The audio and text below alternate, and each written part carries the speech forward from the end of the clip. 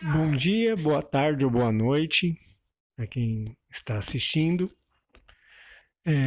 Meus caros alunos, essa é a última aula e atividade do bimestre. Como eu falei, semana que vem eu vou pegar só para corrigir todas as atividades, né? Então, está encerrando o nosso bimestre e a gente encerra justamente com o tema da Segunda Guerra Mundial. Segunda Guerra Mundial.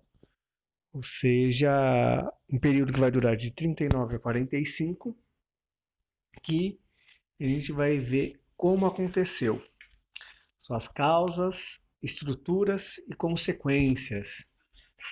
Olha só, ah, isso é a famosa onde vai ser uma nova eclosão de força, potências. Primeiro, as causas da Segunda Guerra Mundial muitas vezes têm origem na sua Primeira Guerra Mundial. Ou seja, hoje muitos já aparece um próprio livro de história de 1914 até 45 é chamado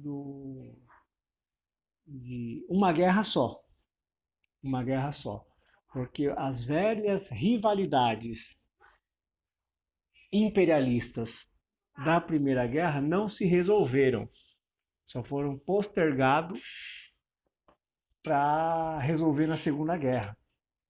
Não é à toa que muitas vezes chama esse período da Guerra dos 30 anos do século XX, de uma Segunda Guerra dos 30 anos. Por que segunda? Porque lá no século XVII também tem uma famosa Guerra dos 30 anos. Entre essas causas, então, foi justamente as consequências da Primeira Guerra Mundial que não se resolveram, ou seja, o sentimento de revanchismo alemão permaneceu. A crise de 29 impactou o globo, né, como a gente viu na última aula. A ascensão das forças do nazifascismo, né, que a gente viu que uma das características do fascismo é a militarização que veio da Primeira Guerra, né? Como teve alvos civis na Primeira Guerra Mundial, então tem essa militarização e os próprios escritos dos filósofos intelectuais do nazifascismo é o quê? O fascista se realiza na guerra, ele tem que derramar o sangue no seu solo, ou italiano, ou alemão, não interessa. E a Alemanha, além disso, tem a teoria do espaço vital, ou seja, a necessidade de expandir o território, que é uma das consequências do desenvolvimento alemão, né? A Alemanha não tem colônias, colônias, e ele acaba encontrando a solução de transformar uma parte da Europa, que será a Europa Central e do Leste, em colônia. E queria transformar os eslavos em semi-escravos, ou um regime completo de escravidão. Também tem o impacto da Revolução Russa e o medo do comunismo no mundo. Esse medo permanece até hoje, incrível, né? E a Liga das Nações, que não conseguiu resolver também, ela que nasce como tentando promover a, a paz, não consegue, assim, permitiu a ascensão do Hitler, que em um dos momentos o Hitler era inclusive visto como um mal menor que o Stalin.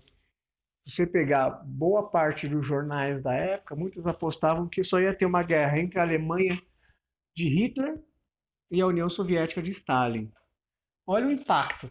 Se vocês se lembrarem da daquele que é da última aula do New Deal, no famoso jornal britânico que existe até hoje, é publicado, partes dele é publicado no Brasil pelo jornal Valor Econômico, que a gente encontra em banca, tudo isso.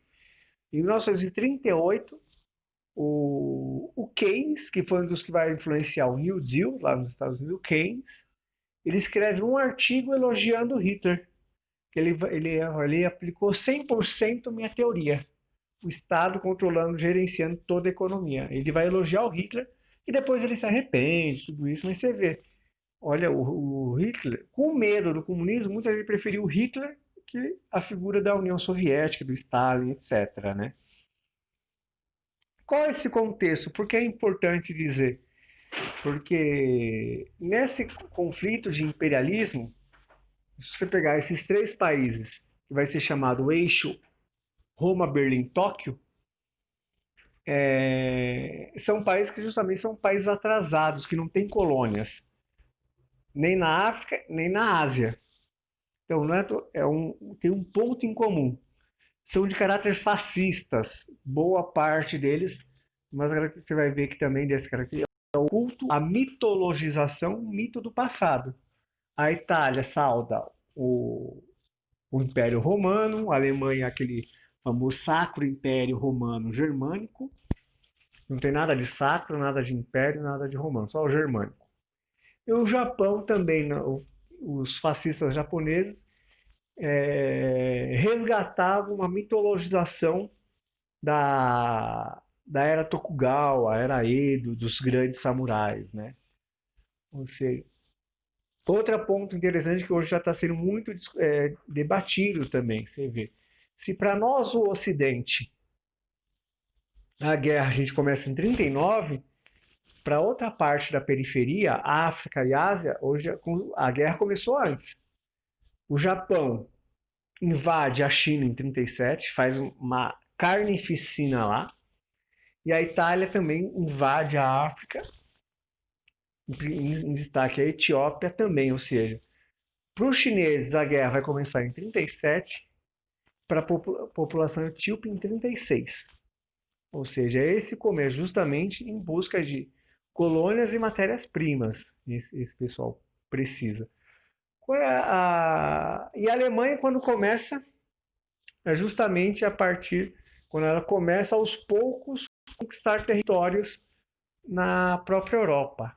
Renânia, parte da Tchecoslováquia, até que a Áustria. Ou seja, e o mundo inteiro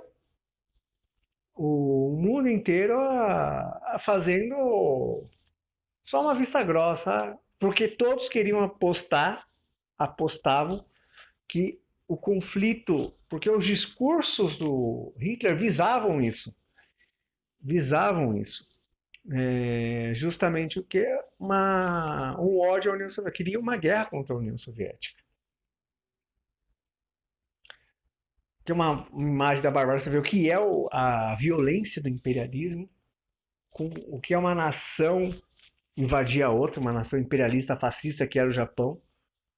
Você vê, tem casos de estupros, crianças assim, na baioneta, bebês, ou seja, isso é a guerra, é o horror da guerra.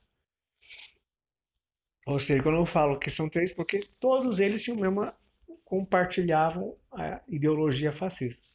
Se essa é a divisão do globo que a gente viu, qual vai ser as ocupações? O Japão vai ser destaque, vai ser a guerra da Ásia, Pacífico. Ele começa a invadir não só China, mas vai ocupar China, Coreia, Filipinas, a Indochina, né, Vietnã, chega a ocupar partes da Austrália, ou seja, é um conflito todo que o Japão ocupa. A Itália, como eu falei, vai para a África, tomar a Etiópia, Líbia, tentar conquistar aquelas regiões. E a Alemanha, a guerra começa em 39, ou seja, quando começa a ocupar essas regiões que nós falamos, né? Qual é a sacada? Qual é a sacada meio que o ardil de ambos, né? Como todo mundo queria uma guerra contra a União Soviética, um gole d'água. A União Soviética quebra as pernas de todo o globo. O que ele faz? Assina um pacto de não agressão com a Alemanha. Esse pacto vai ser chamado de Ribbentrop-Molotov ou Pacto Germano-Soviético, que é um pacto de não agressão. Até na época teve isso, né? Quanto tempo vai durar essa lua de mel? Porque justamente foi um pacto que foi pragmático, útil a ambos. Possibilitou Hitler se preparar para não criar duas frentes de combate, duas frentes, o lado oriental e o lado ocidental, e possibilitou que a União Soviética se reconstruísse seu campo e sua indústria bélico-militar. Esse destaque porque o Stalin faz os famosos expurgos, boa parte dos generais que participaram da Guerra Civil são assassinados, então tem que reconstruir isso para que eles... Era visível, a União Soviética vai entrar em conflito, todo mundo sabia. Ele só precisa de tempo para se reconstruir. Sabe aquele clima assim? Vai acontecer alguma coisa, só não sabe quando, mas vai. Então era isso. Era isso.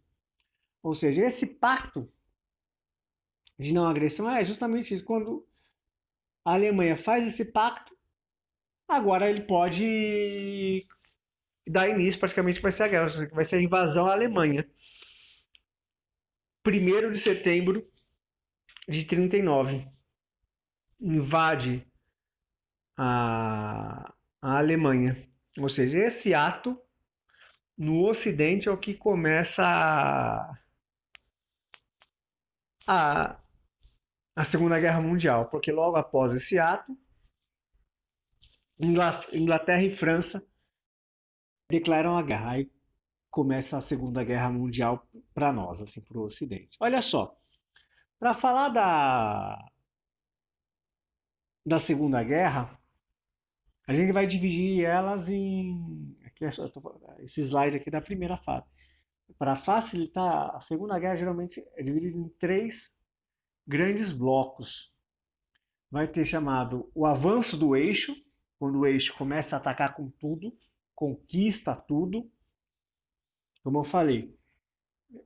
Mas já vinha desde antes, né?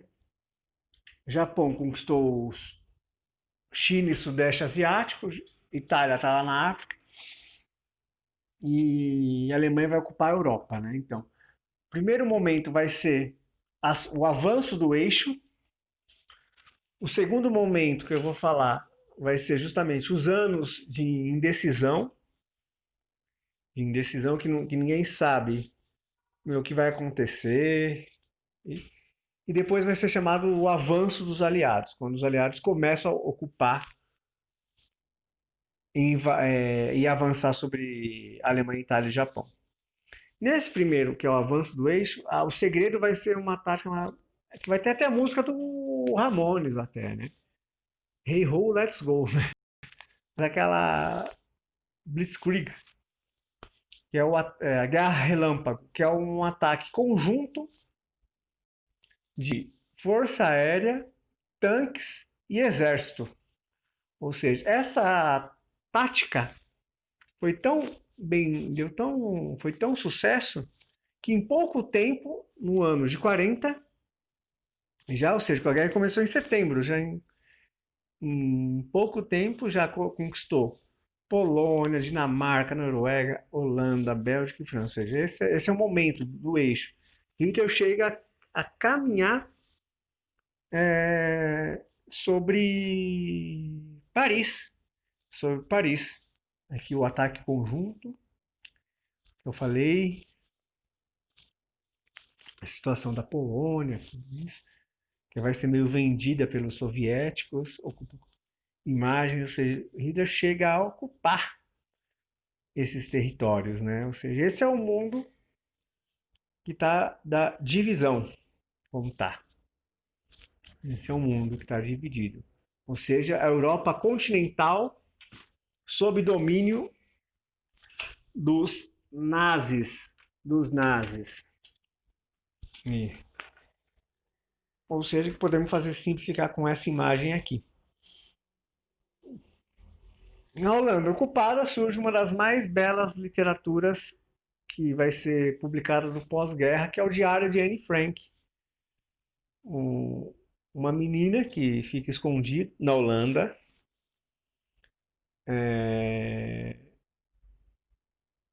E ela escondida ela escreve um diário do dia a dia, vai contando, é muito emocionante, porque ela coloca emoções assim do dia a dia, que ela gosta de alguém, que ela não gosta da mãe, os conflitos, que é uma menina mesmo, né? Então, na nossa biblioteca tem, vale a pena. Ela morre, mas o pai sobreviveu. E o pai, ao ser descoberto, recolhe esses diários e publica. Por isso ficou famoso o Diário de Anne Frank. Ou seja, a Alemanha ocupando tudo. E você vê, é curioso que quando chega as forças da SS nazista como ocupavam,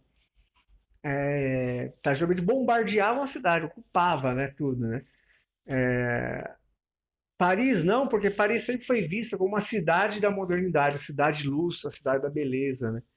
E segundo o Fon, nunca confirmei mitos, etc., que o Hitler não queria ofuscar, destruir Paris, porque ele falava: depois da guerra, a gente vai reconstruir Berlim e Berlim vai ofuscar Paris. Então, para ter um contraponto, assim. Então, olha só as loucuras do puto. Ele chegou a ocupar mesmo nesse. Fora que, fora que muita elite francesa também, meus caras, vão ser colaboracionista, ou seja, vai apoiar o regime nazista na própria França, ou seja, francesa apoiando a própria ocupação. Isso é importante porque quando a gente fala das guerras de descolonização, essa mesma elite não vai ser extirpada, ela que vai defender a tortura na colônia, tudo isso. Então, mas para você ver, meus caros, tanques, marcha sobre Paris. Qual vai ser a inflexão? Começa o fim dessa primeira fase, vai ser dois grandes episódios. A Batalha da Inglaterra, que vai ser uma batalha exclusivamente aérea, entre a Luftwaffe, que é a Força Aérea Alemã, e a Força Real Inglesa. Por que começa o influxo? Esse é o primeiro episódio, a Batalha da Inglaterra, porque Hitler não consegue ocupar a Alemanha. Perdão, Hitler não consegue ocupar a Inglaterra. Não consegue ocupar. Bombardeia lá tudo, mas as forças aéreas britânicas ou inglesas são superiores. São superiores. Por isso que venceram. O que acontece? Hitler não conseguindo ocupar a Inglaterra, ele muda o seu plano. Falou: nossa, já ocupei toda a Europa, posso me deslocar para a Europa continental.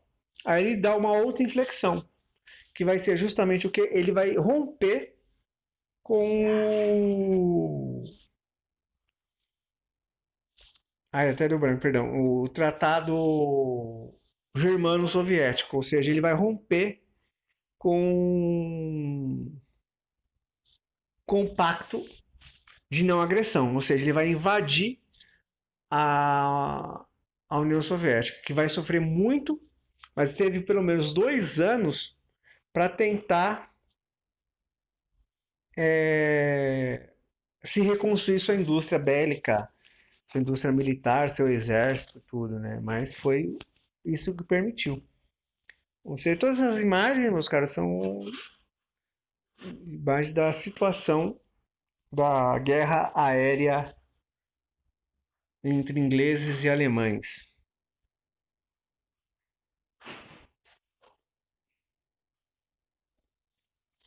Outro ponto de destaque também aqui, né?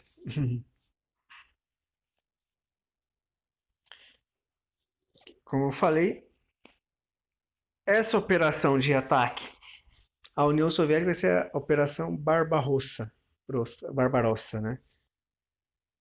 Que quando a Alemanha de Hitler rompe e invade.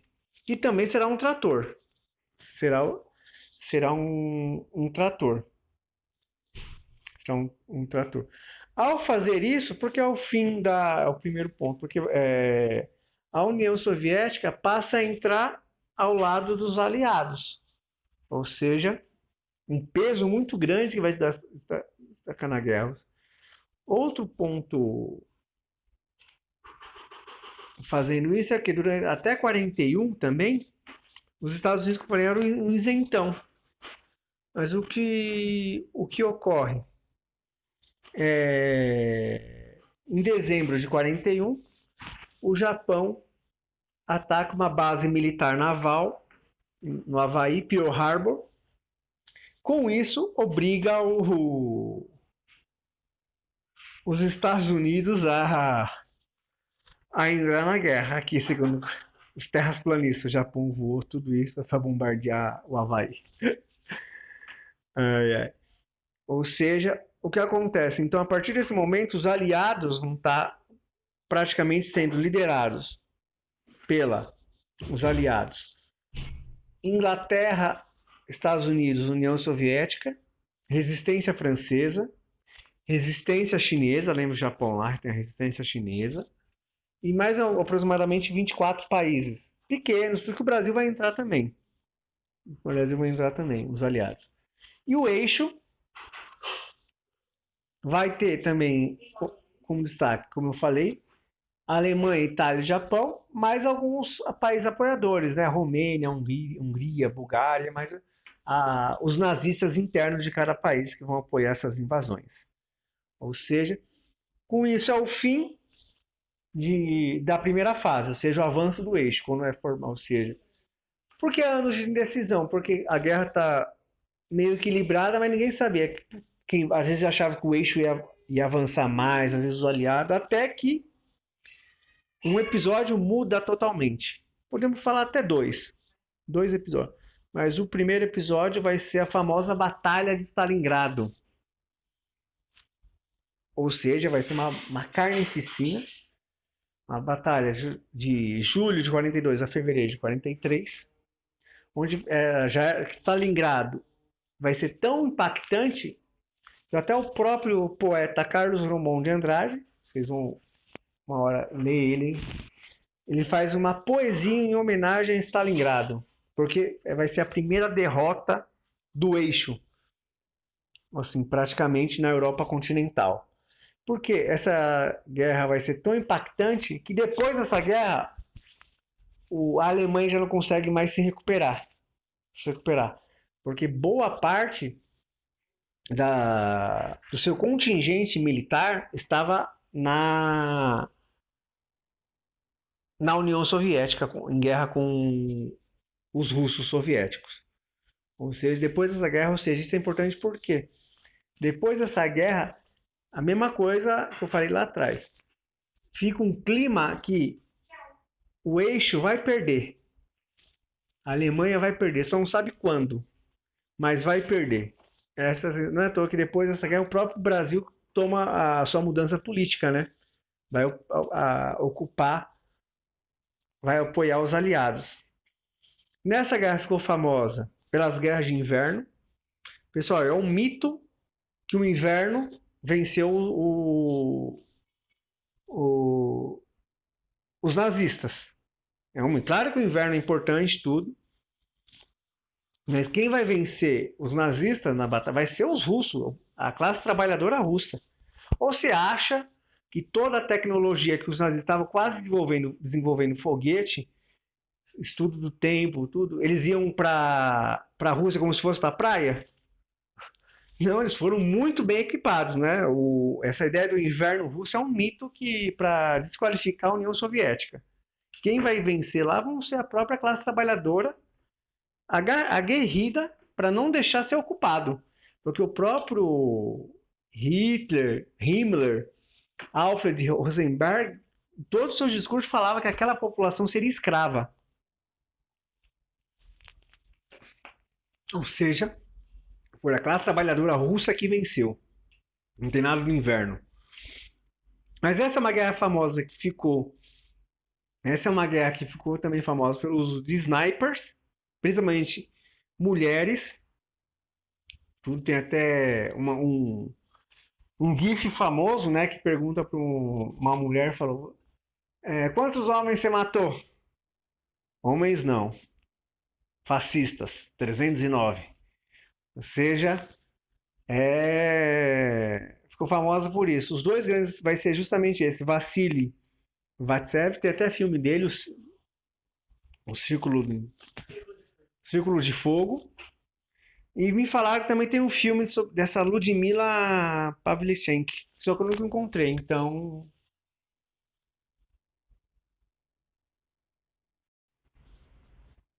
É quase pronta, Janja. Ah, bacana. Então, meus caros, são figuras notáveis. As mulheres também atuaram muito na Força Aérea Soviética. Elas que eram chamadas de bruxas da noite, porque quem falava isso eram os nazistas mesmo, que atacavam. Ou seja, mas com aquilo lá que eu sempre gostei de falar, né? Nazista, um bom nazista é o que está a 7 palmos abaixo da terra, né? Ou seja, são essas situações. Justamente como eu falei, tem o peso do inverno, imagine brigar uma guerra a 30 graus negativo. Mas eu falei, os nazistas estavam muito bem equipados. Hum, não estavam indo de chinela havaiana e camiseta. Estavam muito bem equipados. As famosas cenas de batalhas de inverno, tudo. É que ficou famosa porque isso é compreensível. Na 1812, na Batalha de Napoleão, teve um impacto do inverno, sim, né? Outra coisa, mas século XX, Revolução Industrial, já é outras coisas, né? Os 500. Imagens de Stalingrado. E até hoje, na cidade de Volga, que agora não é mais Stalingrado, a cidade de Volgogrado. Volgogrado, né? Tem uma estátua famosíssima que é a Pátria Mãe chamando seus filhos, justamente para essa situação. Outra situação que vai ser famosa, que também vai ser a guerra no norte da África, por exemplo, aquela famosa batalha de Al-Alamein, El Alamein, onde as forças aliadas vencem o eixo, e ao vencer o eixo do norte da África, passa a ir para o Mediterrâneo e o sul da Itália, ou seja, com isso a Itália se divide, ou seja, uma parte já sendo ocupada pelos aliados e o norte ainda com a resistência. Agora são os nazistas que estão resistindo ao avanço dos aliados. Como eu falei, é nesse contexto que o Brasil também, que a gente vai falar, que o Vargas decide apoiar o, os aliados. Só que o malandro do Vargas, nada de graça, né? Participa para esse aliado, pede ainda, consegue uma grana do exército dos Estados Unidos. Com essa grana ele consegue montar um parque industrial nosso, que vai ser a Siderurgia Nacional. E nesse contexto o Brasil cria a FEB, a Força Expedicionária Brasileira, que vão ser os pracinhas, que vão atuar principalmente na Itália. Na Itália. E a principal batalha que o Brasil participa lá vai ser a Batalha de Monte Castelo. Monte Castelo, tão famosa que virou até música do Legião Urbana. Virou até música do Legião Urbana, convido a escutar posteriormente. Tem Guerras do Atlântico, pracinhas na Itália, são imagens de soldados brasileiros.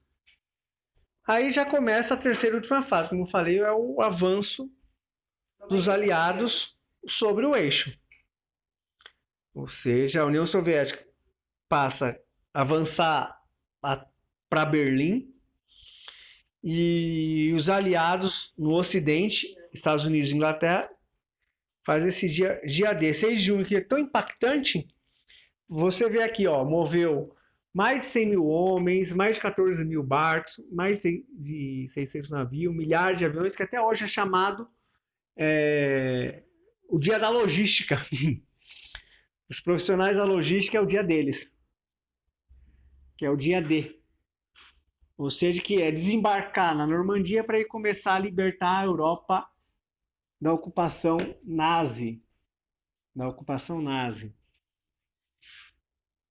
Ou seja, é esse contexto que se dá. E Moscou, ou seja, Volgogrado, que seria Stalingrado, vencendo, vai para a capital e começa de Moscou a articular para libertar a Europa Oriental e ir em direção a Berlim.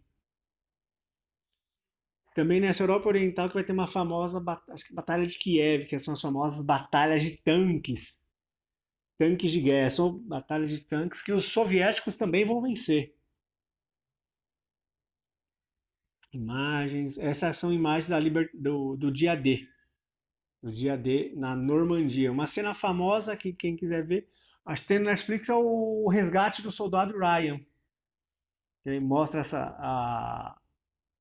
nas praias da Normandia, que é uma praia no norte da França. E também onde vai ser a principal batalha dos Estados Unidos, que não vai ser na Europa, né? Vai ser no Pacífico, que atacou o Havaí, né?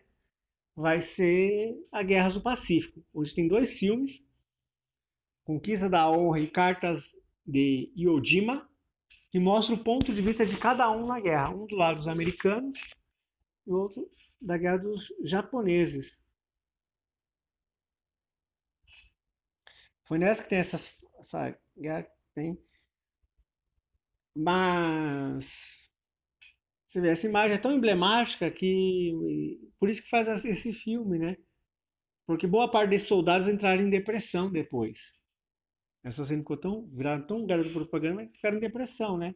Meus amigos morreram, tudo isso, o horror da guerra, tudo isso.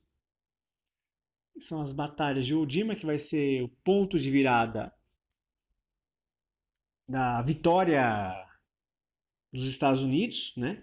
O ponto de virada, vai ser a batalha mais sangrenta. E a partir desse momento já é visível, o Japão vai perder também a guerra. Não tem mais volta. Só não sabe quando vai perder a guerra. Uma das características da, do exército japonês era o uso de kamikazes, ou seja, soldados suicidas que subiam no avião e se jogavam contra o alvo, contra o alvo. Ou seja, você viu um número alto, mais de 2 mil pilotos fizeram isso, kamikazes. E eram boa parte voluntários ainda, né? Aí já começa o fim do eixo, né? A queda do Mussolini, a queda do Mussolini, ou seja, em abril de 45, boa parte, conjunto, além dos aliados, uma resistência antinazista, antifascista na Itália, pegam Mussolini e outros líderes são fuzilados e pendurados de cabeça para baixo. Fuzilados, ou seja, a partir desse momento a Itália se rende, sai da guerra, só fica Alemanha e Japão. Hitler também começa, olha que começa, porque já ao mesmo tempo já começa a prever uma situação de uma futura Guerra Fria, né? Porque o Ocidente, Estados Unidos e Inglaterra e a União Soviética passam a disputar quem chega primeiro em, em Berlim. Em Berlim, os soviéticos vão vencer, eles chegam, eles que ocupam Berlim, e eles vão ser os primeiros a descobrirem também futuros campos de concentração, eles que libertam Auschwitz, é o Exército Vermelho, e o Hitler, junto com a sua esposa, Eva Braun, comete suicídio. Não só ele, uma boa parte da cúpula nazista comete suicídio, né? E a partir disso, a Alemanha se rende. Mas fica até hoje a dúvida no ar, né? Muitos que defendem, né? Foi suicídio ou fugiu para a Argentina, né? Tem aí uma reflexão aí, uma brincadeira aí. Mas a Alemanha se rendeu. Berlim destruída.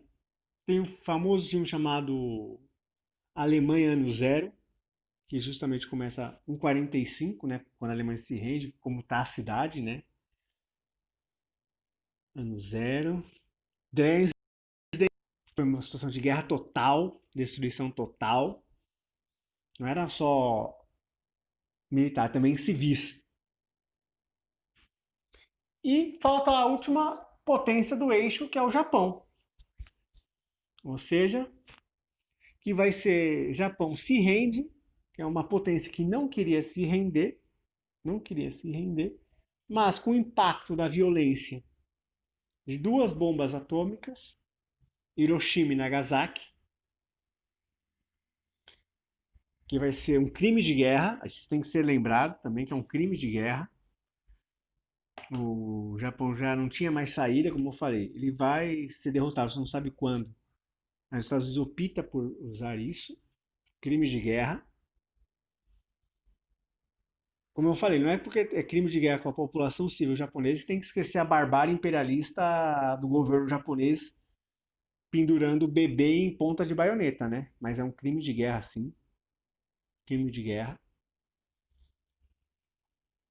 Que o projeto da bomba atômica, a partir do projeto Manhattan, e até Einstein divulga para não desenvolver esse projeto, do impacto da bomba atômica, da violência da bomba atômica, né? Ou seja, e é uma bomba de fisão nuclear, né? Fisão nuclear.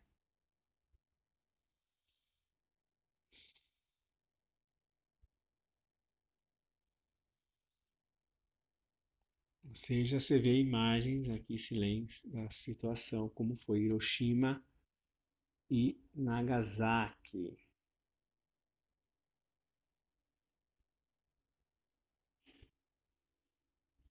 E hoje tem bombas mais fortes que foi usada em Hiroshima, né? E aqui é um interessante, como mostra que como seria o mapa do impacto se fosse jogado uma bomba em São Bernardo do Campo, no centro de São Bernardo do Campo. Qual seria o impacto?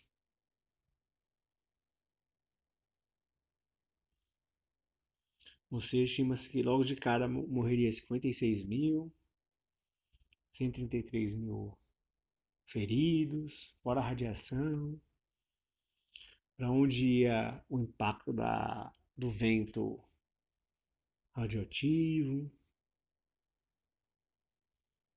Aqui, ó, impacto. E hoje, quais são os países que tem?